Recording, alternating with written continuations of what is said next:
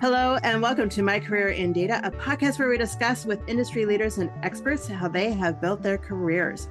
I'm your host, Shannon Kemp, and today we're talking to Christina Sandema-Sombe from Christina Sandema-Sombe DBA and Datum Cafe.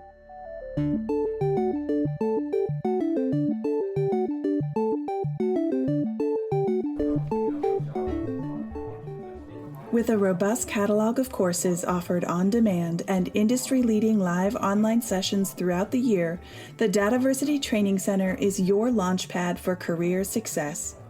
Browse the complete catalog at training.dataversity.net and use code DBTalks for 20% off your purchase. Hello and welcome. My name is Shannon Kemp and I'm the Chief Digital Officer at DataVersity, and this is My Career in Data, a DataVersity Talks podcast dedicated to learning from those who have careers in data management, to understand how they got there, and to talk with people who help make those careers a little bit easier. To keep up to date in the latest in data management, go to dataversity.net/subscribe. Today, we are joined by Christina Sandema-Sombe, the CEO and founder of Christina Sandema-Sombe DBA, and the co-founder and chief data AI officer at Datum Cafe. And normally, this is where a podcast host would read a short bio of the guest, but in this podcast, your bio is what we're here to talk about. Christina, hello and welcome. Hi, Shannon. Thanks for having me. Thanks for being here. Okay, so oh my goodness. So you're doing a lot. You're taking on the world. So tell me, you're the CEO and founder of Christina Sandema-Sombe, the DBA, and the co-founder and CDAIO, that's Chief Data and AI Officer at Datum Cafe, two businesses. So let's start with your named business. So Christina Sandema-Sombe DBA, tell me, what type of business is that? So it actually has an interesting origin story. One of the things that was on my wish list throughout my career, even as I took on my educational journey, was to write a lot and publish and contribute to thought leadership in my discipline.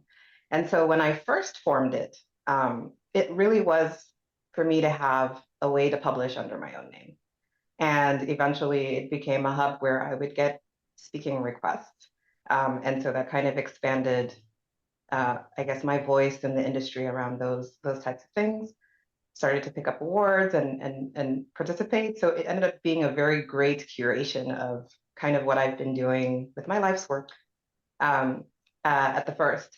And then the first expansion to it that actually started to truly monetize it as a business was that I attended a community of practice as a guest. And it was at the time that I was working for Nike.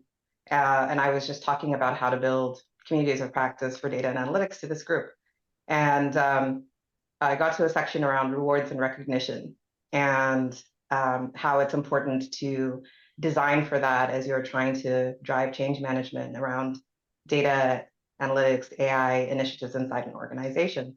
And I was asked questions about, well, what were you doing? And one of the examples I gave was how I had negotiated with the employee internal store to provide me with shoes that I could give to champions, right, as gifts, and gave them a multitude of examples. But in the chat lit up when I was giving this example, and they said, not every company has cool stuff to give their people like Nike shoes, right?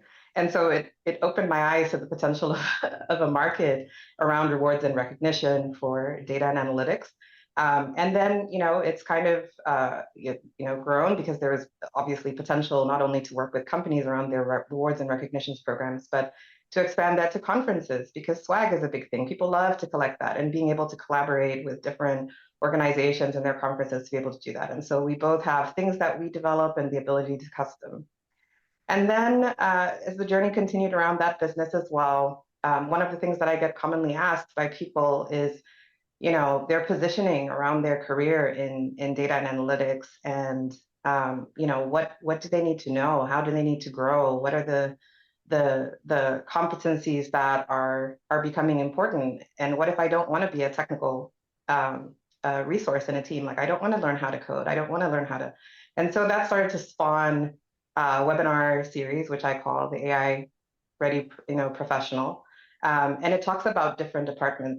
I've really had like the opportunity, based on the type of roles that I've had in companies that I've worked in, to have deep understanding across departments, right? And so I could tell you kind of the things that are expected, that are needed from people in procurement, whether, that are valuable, are big contributors, that are things that will help drive a data journey for an organization forward, and, have the same effect of like helping you upskill and have the right skills to be value to your organization. And so that kind of spawned that. And so it's been a very organic journey. Who knows what it will be in 5 years, but it's definitely based on feedback that I get, because I'm always talking to people and hearing some of these pain points and things that are, I'm like, well, if it's not served, I should serve it, because at the heart of it, I'm a deep evangelist. I think everyone is a data person. Everyone should feel connected and engaged to the story of data.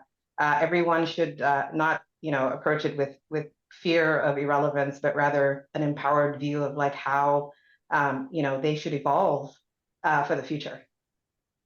Oh, I love that. You should make that your title, data evangelist. I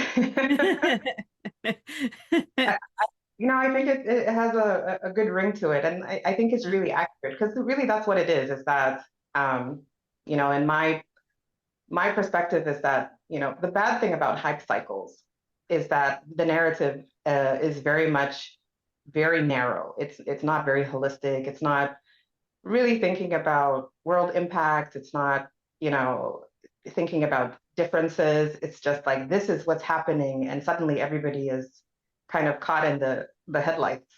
Like, we all need to be here immediately because this is the change, and it's not like that. Change takes time. Change in different contexts is just it's just going to run the gamut of experiences. And so trying to be a voice shouting through the noise and trying to say, calm down, it's really going to be okay, and here is how you can adjust in this environment, is really important to me. That's very, very nice. I love that. So then tell me about Datum Cafe. So Datum Cafe, I actually started with a colleague from Nike that I used to work with, Amy Carlson, and now she is my co-founder and very, very good personal friend. And, we had been building something similar inside of Nike in order to build the literacy program, but also to scale data stewardship, or data and AI stewardship. And so making sure that you could activate multiple domains and have reasonable confidence that all of these groups were, executing with a standard level of quality, doing things in standardized ways that could be done in standardized ways in order for an organization to take advantage of more of their data.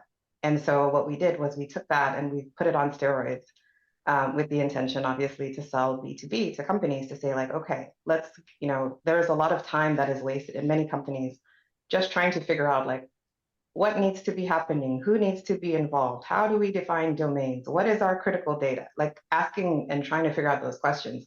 We figured we could teach you all of that and actually give you practitioner-based tools, calculators, surveys, and things like that that you could just use from day one to start to be able to get things done and be able to replicate it multiple times without concern, because you knew it was being done the same way across the organization.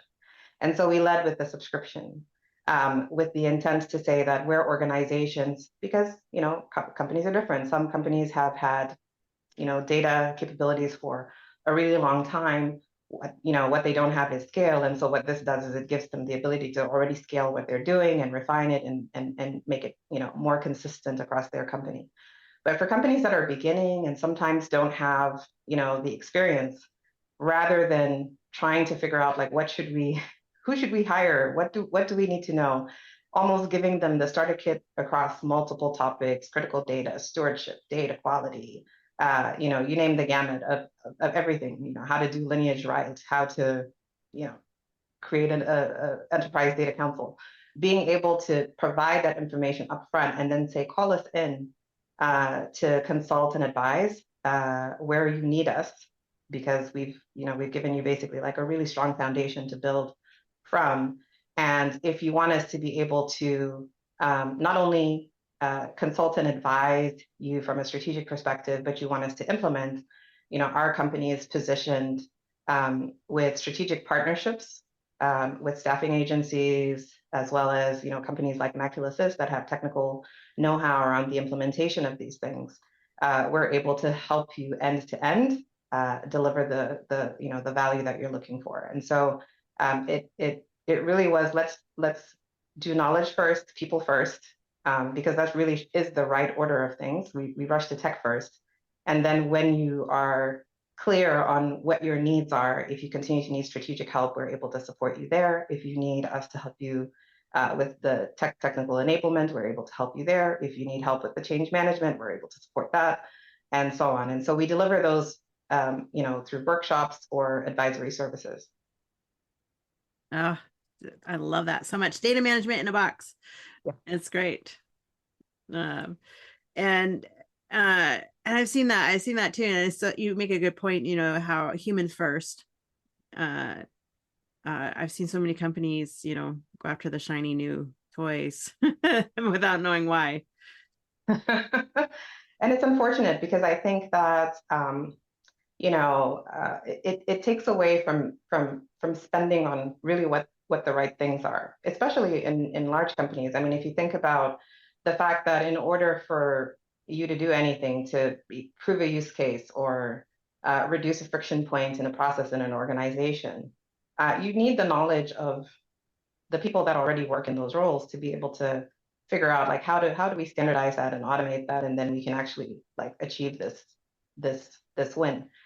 But unfortunately, because there is, if you're not part of the technical teams that are setting up the shop, it becomes a blind spot around the education of people so that they understand their role in enabling success and, having common language with their technical partners, because they're not being taught the lingo. They don't really have access to, that way to strengthen the contract between non-technical employees and the technical employees. And so, really being able to say, like, you have to bring all these people along, because the knowledge that you want to be able to deliver the things you need, it starts with them.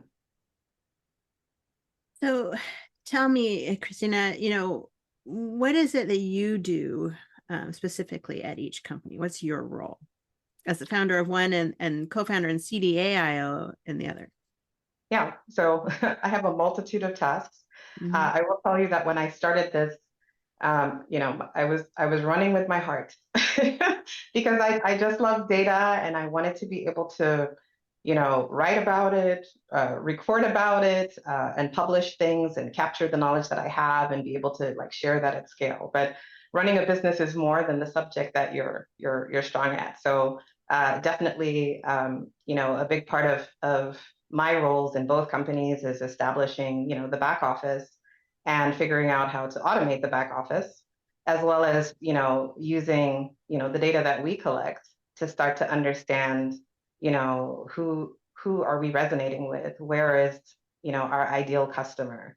What are things that our customers are giving us as feedback that could help us improve? And really being able to sort of drive that machinery behind the scenes, as well as a lot of relationship management. And so, like I said, our company has been designed to be small and leverage strategic partnerships. And so, we get capacity because of those relationships. So I do spend quite a bit of time talking to companies about the art of the possibles and ways that we can, be mutually beneficial in, delivering, services that we are synergistic around to organizations or individual consumers. Oh, very interesting. So, and how are you working with data in your jobs? So two-part, right? Obviously, especially with Datum, where we, work with companies, it's their data, and it kind of depends on, what are they asking us to do? And so is it setting up the people infrastructure to enable? Is it us deploying something for them? They want us to build reports. They want us to help with integration of, technology that they've purchased. Like, we're able to kind of weave in and out because we have access to really like a wide set of skill sets across the partnerships to be able to activate what's needed to support companies. So in that sense, we're working with the company's data around whatever their objectives are. But within our company, like I said, it's really about how do we make our business grow? How do we improve our services? Who is our ideal customer? How do we retain that customer, get repeat business? And how do we leverage the data that we have from those interactions that we have with them through our websites, through our social media channels, and so on, to be smarter about how we grow this business? Very, very cool. So, okay, so let's back it up a little bit. You talked a bit already about how you and why you started the companies, but let's back up into this. So, and let's talk about how the total journey. So, tell me, Christina, when you were, say, like just 6 years old, what was the dream? What did you want to be when you grew up? So I'll tell you, and it's a little bit cultural. I'm originally from Zambia, and at the time, there really weren't a lot of professions when I was that age. Like, everyone wanted their child to be a doctor or a dentist. Like, there were very specific things that you could go into. And I had an aptitude for science. And so it was pretty much assumed that I would become a medical doctor. And so I assumed that for the longest time. And, I intentionally started to collect experiences in medicine once I finished high school in the medical field to really suss out, like, what is my life going to look like as a doctor? So I first volunteered in Wellstar Health System, in their emergency room department, and then I actually have medical assistant certification and worked for Concentra Urgent Care for a period, delivering services there. Went on to Agnes Scott and started with the intention to complete my pre-med and biochemistry degree there. And when I got to my second year, I even picked up internship with the Center for Disease Control, and in there working with ticks, which was interesting because I'd kind of come to the conclusion that I didn't really love the medical setting, like inside the hospital, but I was like, but maybe I could be a researcher. So I was really trying to like retrofit the dream into. And then when I got to the third year, I met a really, influential professor, Dr. Su-Chin Wu, at Agnes Scott. And she was my history professor. I'd never taken a history class, in the United States. It's definitely taught differently here.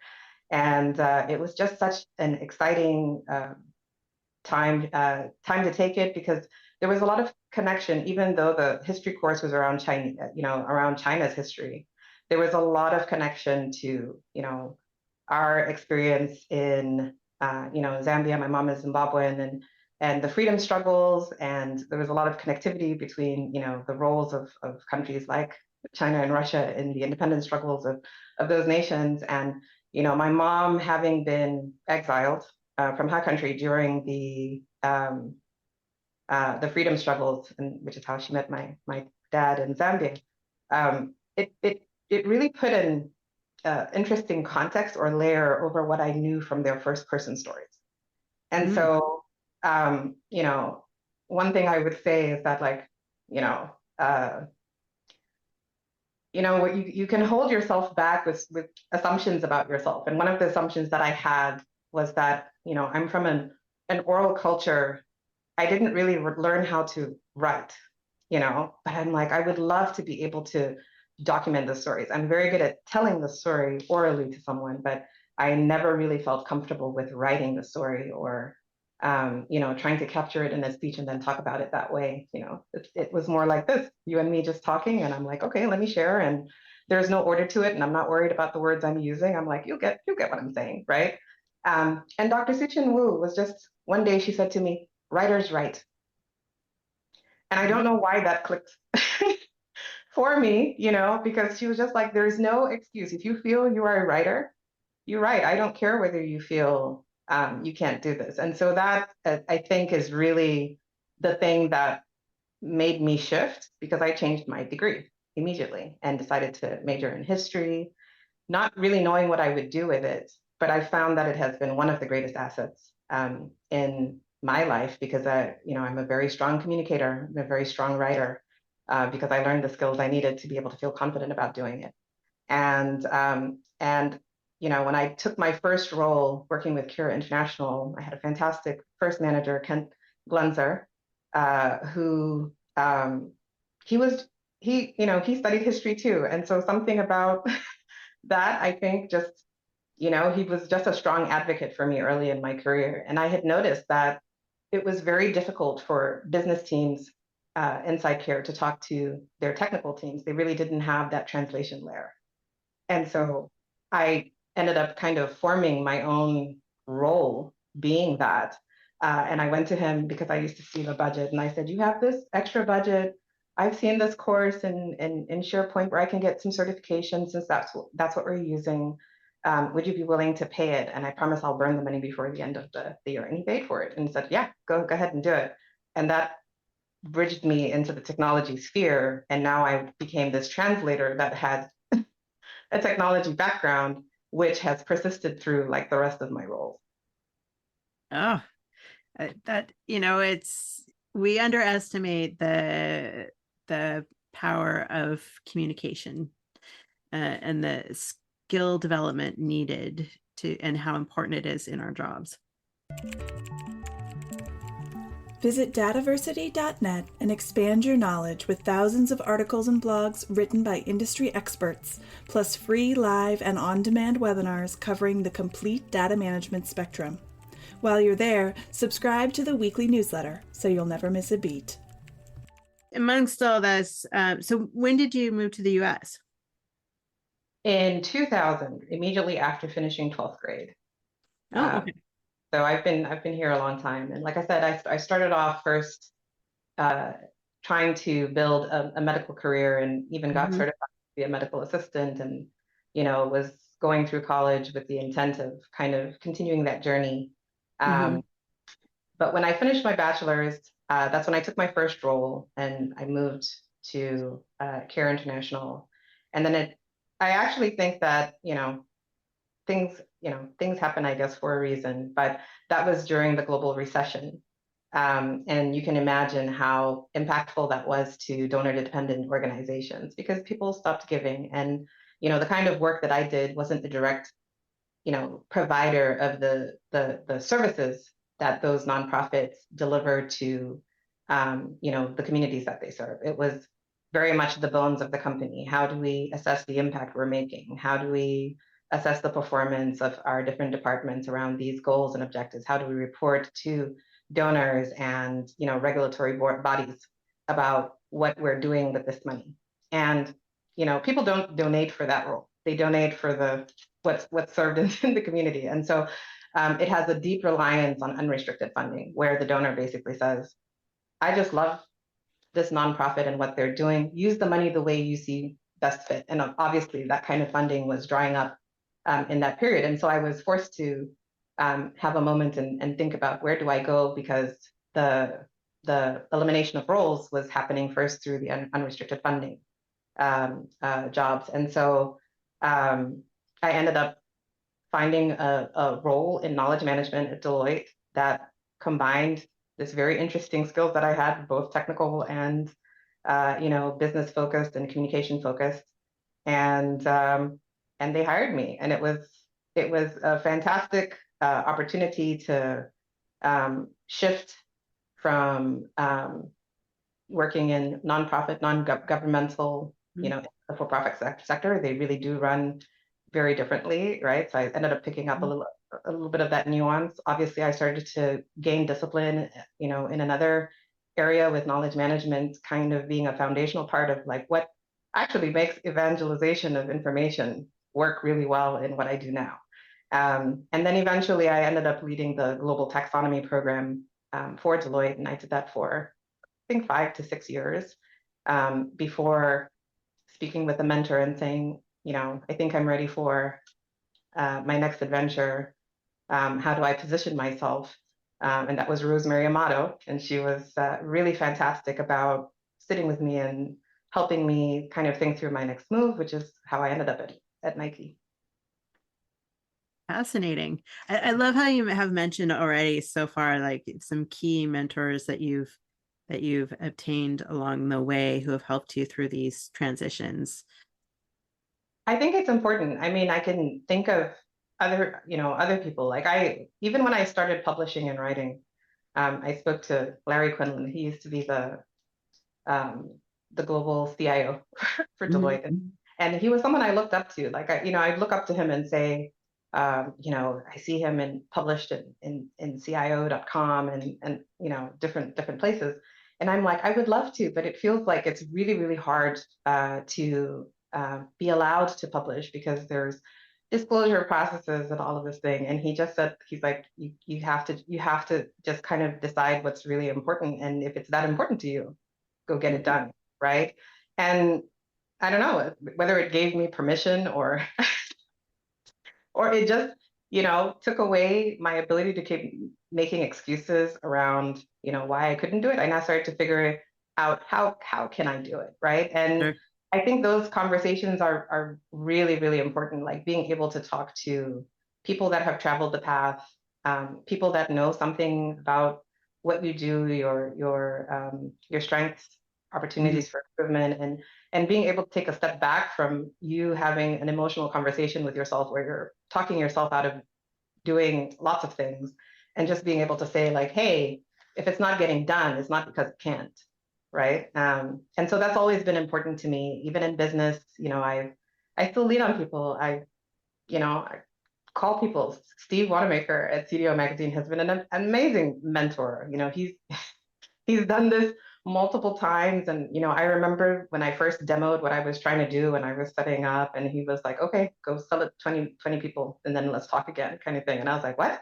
He's like, go sell it to 20 people. That's how you know whether what you're selling. Not my competence. I didn't go specifically looking for that, but like he understood what I was trying to do and was able to Yeah. help me past some things that I would have just continued to maybe ignore or realize later that there's something that I missed that I should have done. And so I do generally try to find people and have good relationships with them that are hopefully mutually beneficial, although I feel like I definitely benefit quite a bit from the advice and knowledge that they share with me. That's awesome. Okay, so now you're at Nike. No, I'm no longer with Nike because I'm No. I mean, in terms of our talking in our journey here along your career path. So you transitioned to Nike. So tell me a bit more about what you did at Nike. so my role was to deploy stewardship at scale across Mm-hmm. Jordan and Converse. And it has a lot of data. It's a global organization, very aggressive mandate, very different, um, levels of understanding about what that means to kind of put something like that in place and what it means to govern data. And so, owning that and the literacy capability were my role.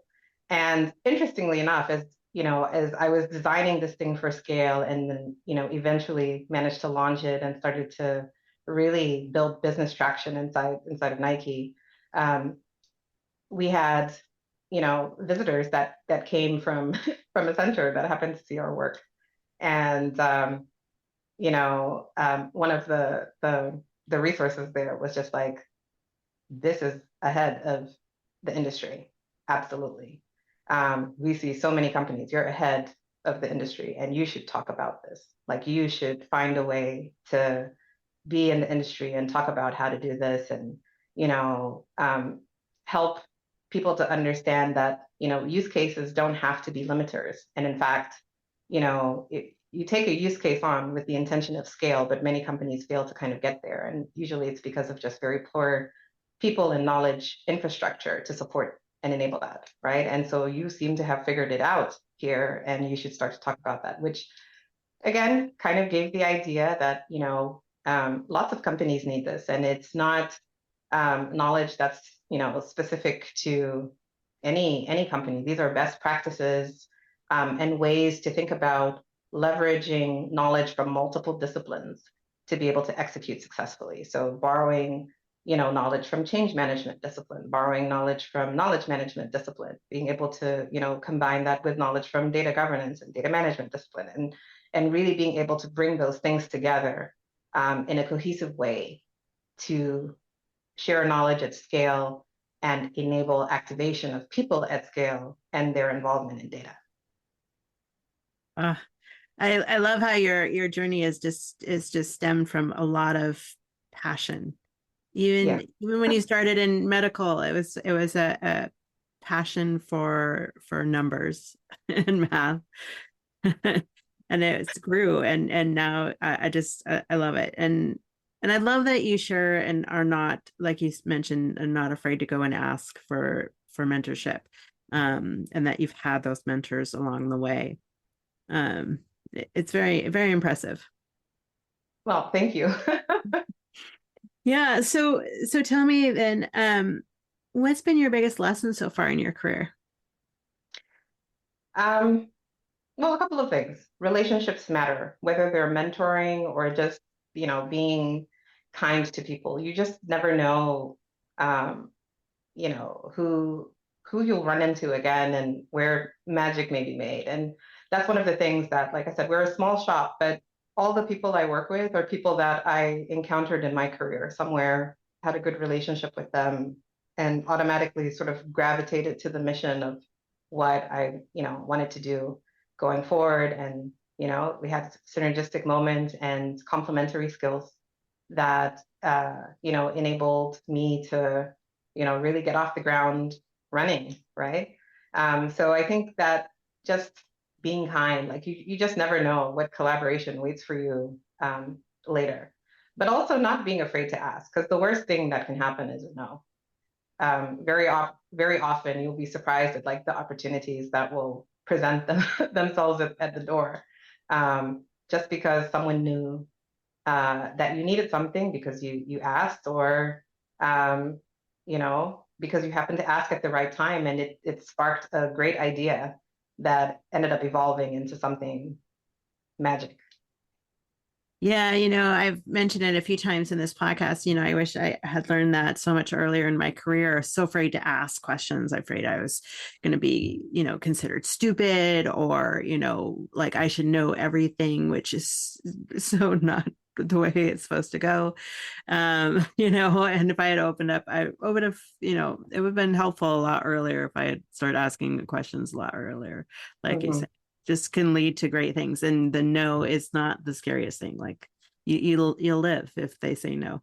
That's true. I think we think that like the world ends, and I'm like, yes, it's okay to feel bad when you get help, but you will bounce back from it, and you'll be better for it. And sometimes you'll discover later on that it really made sense to get the no. Like not every no is just a no because it's a non-positive response to your suggestion. Sometimes like it really is good feedback to not do something. Right. So, yeah.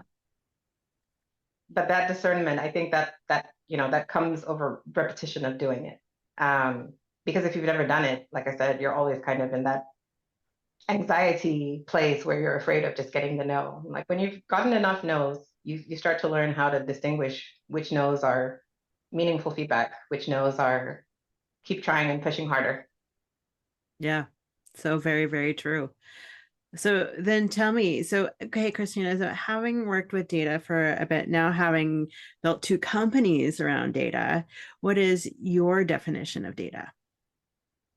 Well, I like to keep it simple. Remember that my role is a lot of the time bridging non-technical people and technical people. So I don't like to get into very complex explanations, but I'm like, it's information that you collect that will help you learn or make a decision. And so, and I'll always follow that up with an example of, what does that mean to me? So if, for example, you write down everything that you eat, how many steps you took in a day, the weather on all the days that you went walking, it helps you compare, figure things out, figure out what's even optimal for you, because now you have all of this information that you've collected that helps you learn about yourself and make decisions.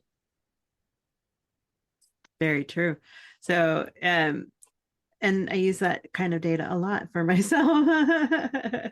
We all do. I think, and that's the fallacy. Like if you think about, and that's why I say like the challenge with hype is it makes it feel very narrow and in some ways very like exclusive. right? Everyone is a data person.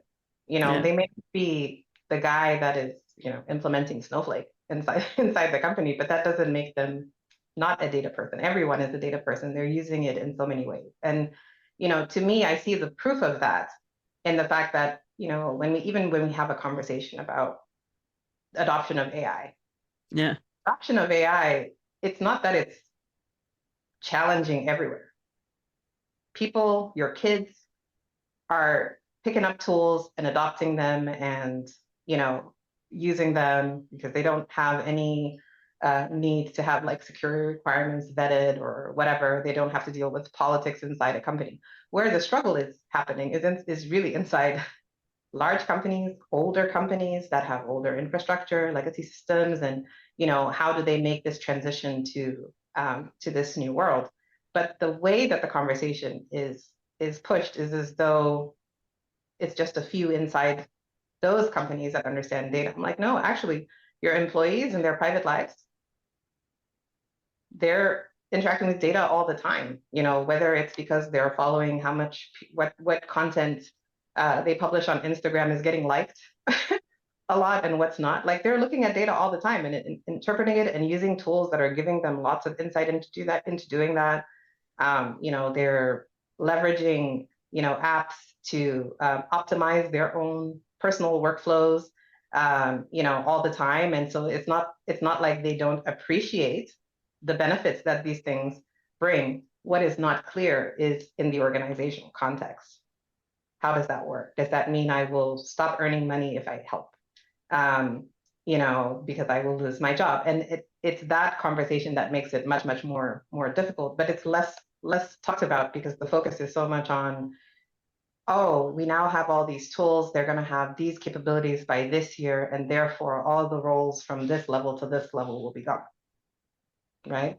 And I don't think that that's the way to really have the conversation about data, because we're all a part of it, and we all need to have a voice in it to make sure that it serves the most with the least negative impacts to society overall. Well, that is a perfect segue into my next question. Do you see the importance of data management and the number of jobs working with data increasing or decreasing over the next 10 years, and why? They will have, I would say, almost an inconsistent experience because it will depend on a lot of factors like geography. If you're part of the global South, let's be clear, like the adoption, the accessibility, even the fact that the tools that are available are not necessarily taking into account those local contexts, it's going to be slower, harder for, economies in the global South to take advantage of what's happening. So, when we look at something that's happening now, it feels bigger because we're in a global North economy that has all the access, all the news, has probably the fastest access to education about it, irrespective of who's creating it. But like, if there's education about it, it's often being created here and so on. And so that looks different just geographically. Regulation plays a part in that. There isn't a standard way that that's occurring across the globe. And so, in some cases, adoption will be forced to be slower because the laws of a geography will be driving requirements that require much, much more to be done in order for them to allow it to be used freely, easily, in those contexts. And so, I think that there's a lot of factors there, but then also it's also about like the future of the overall economy. I'm a small business. I would call myself AI native, quite frankly, because I'm automatically building my company, thinking about how do I make this simpler? How do I automate stuff? Because I don't want to yet grow the size of my team. Like, what can I leverage out there? And so it's the first instinct, and I have such lower barriers. There's no bureaucracy. I don't have a security officer on my neck going through a protocol. I get to test fast. It's not working for me, cancel the trial and try another, right? And so the agility that I have as a small business is not comparable to what a juggernaut-sized organization, global presence, has to kind of contend with in terms of how they do that. And, think about companies that have global operations. The fact that the context is so varied across the world in terms of like the rate of adoption means that there are parts of their business that may not adopt just because of where the operations are occurring from. And so it's not even like a holistic change that can occur all at once. And so, I think it's premature to say that in 5 years or whatever, that, the roles will be diminished. I think what will happen is, some roles will be created, to address the things that are needed to even enable greater adoption across a larger sphere of the world. And some companies will go out of business because they won't figure this out, you know? And so it's not even a matter of roles, like it's everybody. It'll be all the way through the C-suite. The company disappears because they just weren't able to adapt in this new environment. And some will stay and thrive and have partial implementations, and they will need different kinds of skill sets to kind of manage through that. And so, I think like every other big disruptor that has occurred, like the advent of electricity. Yes, things will change, roles will be different, but it won't take away jobs in the way that people think that they'll just disappear and then we'll all have the luxury of sitting in our backyards having wine all day. Like I just don't think that that's what the world is going to look like, especially not in 5 years. Yeah, I would agree.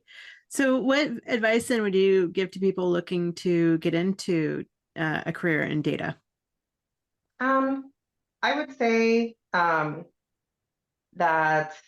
you need to become very, very curious. It's like I said, it's very easy to kind of get focused on only focusing on like, oh, this tech has been released and now we have the ability to do this. I mean, all of that is fantastic, and you should keep your eye on like what's changing, what's available, and accessible to you. What can you use as an individual? What things may your company, be interested in kind of leveraging and so on. So I think that that's all interesting, but I think it's important to also keep an eye on everything else. Like, what does this mean, to society? What does this mean in terms of, the cost of goods and how that affects me as an individual? What does this mean, in terms of like how education will change and affect my child's education experience, and how do I prepare to support my child in this new way, because this is not how I went through school. So I think that like being very curious across the board and really leaning into reading more than hype messaging is going to be important in forming opinions and also identifying opportunities, right? Because like I said, a lot of these shifts, the fact that today you're a coder, and let's say maybe the coding job goes away in the United States, doesn't necessarily mean that coding job is completely gone. It just may be available in another country, right? You may become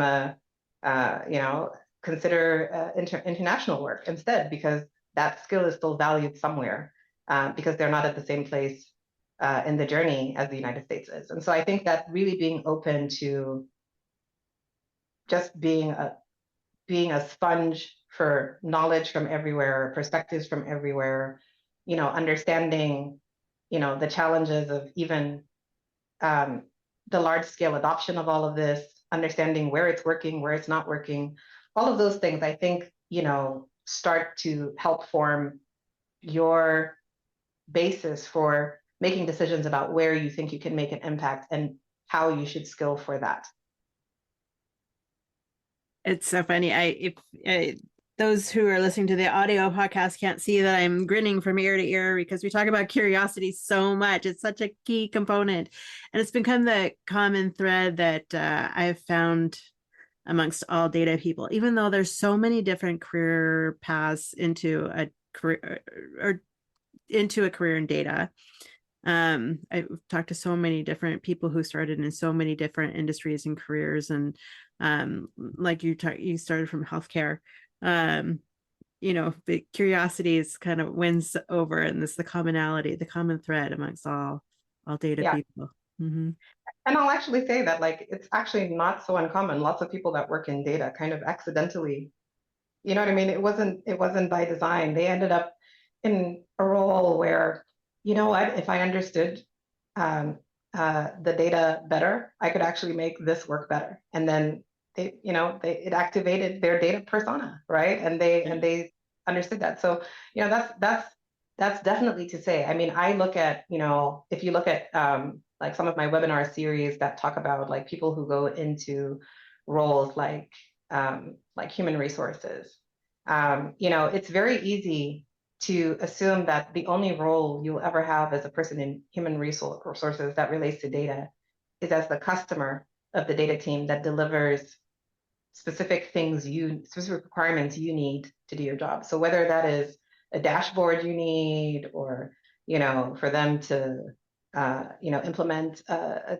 technology that you want to use that you feel will be easier for your HR professionals to use and leverage and get data and insights from it, that the skew is, I'm just the customer of this. I'm not really part of the conversation. But the truth of it is that actually you do have a role in the evolution of how mature your organization becomes.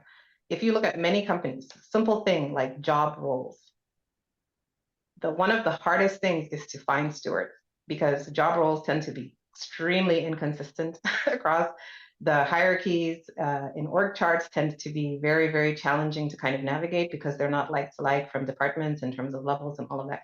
That is an actual critical thing that will not only drive the identification of stewards in the organization that have the accountability for managing data inside the company, but even for things like appropriate access controls. Who should have access, because we have a consistent way to kind of think about that. And so if HR people don't participate in the conversation and give guidance and, even lead, necessary transformations inside the organizations to support having those capabilities, you've already missed the boat. You know what I mean? Like, you'll never have good access control design. You will always be at risk of working with the wrong people. You will never be able to build a continuity plan if the person you were working with moves from that position and leaves. Like, how do you identify the next person, right? And so there is a role for everyone actually in terms of like delivering, the full value that is possible, and excluding those departments or not educating them on like, this is how you can actually drive something meaningful of value to help this organization adapt in this new age, is a huge miss for many companies, and obviously also for individuals, because they don't know that they can go learn things that can help them participate in the conversation smarter, and even bring these points that may not be being considered to the table. Yes. All very, very good advice and very interesting. There's a lot of exciting opportunities still. So indeed. Absolutely. Yeah. Well, Christina, so I'd be remiss if I didn't ask, if somebody wanted to learn about your businesses and how to get a hold of you, where would they go? I have 2 websites and my LinkedIn. So you can search my name on LinkedIn. That one is obviously the easiest. Or you can go to my name, ChristinaSandema-Sombe.com, and contact me from there. Or you can go to datum.cafe and contact me from there. I answer from all these places. I love it. And we will get all those links added to the podcast page. So, Christina, thank you so much for taking the time to chat with me today. It was fun. And thank you for having me again. Oh, thank you. And for all of our listeners out there, if you'd like to keep up to date in the latest in podcasts and in the latest in data management education, you may go to dataversity.net/subscribe. Until next time.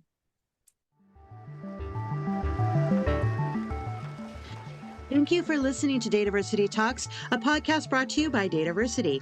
Subscribe to our newsletter for podcast updates and information about our free educational webinars at dataversity.net/subscribe.